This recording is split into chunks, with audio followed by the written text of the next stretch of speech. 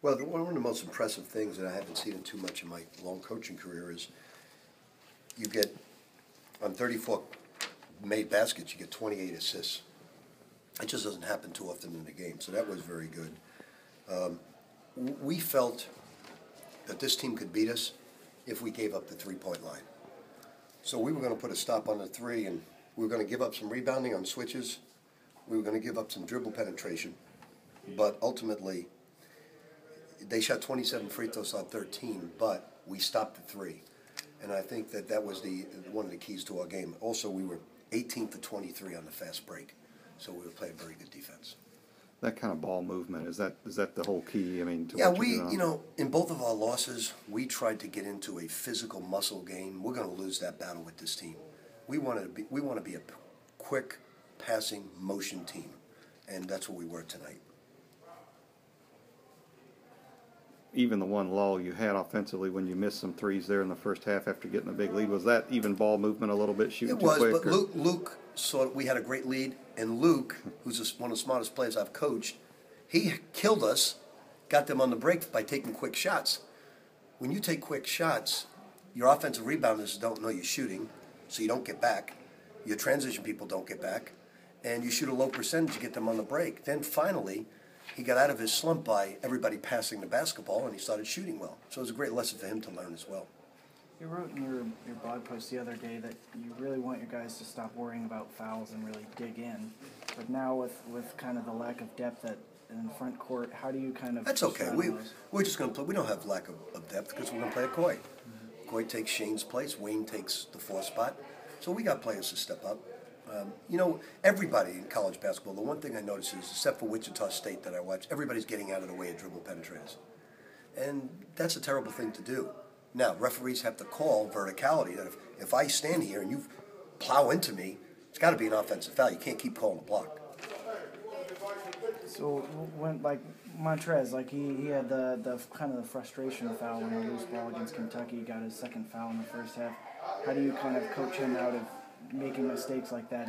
Well, that's not a get out of the way foul. That's just trying to rebound from a guy's back. I know Shane got one too, and it wasn't on his back. When you watch that film, it's not very pleasing to the eye. Coach, it was a big emotion for this team to have after the dismissal yesterday of Bohannon, to have a basketball game the next day and kind of sink right into the basketball court and not have to really think about it. Well, I don't think we thought about it, to be honest with you. We all felt sad for Shane. But, the one thing about life is it must go on, and you must focus in on your job. There's so many things you have to do between the lines that you can't get affected what happens away from the lines, and our guys were totally focused in on that. Thanks. Is there any, throwing Wayne down at the 4 a little bit when you can? Are there other technical adjustments you have to make now? Or, it actually helps us offensively because he's a pick-and-pop guy. And, at the offensive end, it doesn't hurt us at all. It helps us. At the defensive end, obviously, we lose some rebounding and some toughness, but it doesn't hurt us. And Okoye will get it. He'll get it. What did you see from him today, Okoye? He's playing better, but he's not ready to play the game defensively. Like, he didn't block out on the free throw line, simple block out. He's not ready defensively. He's ready offensively.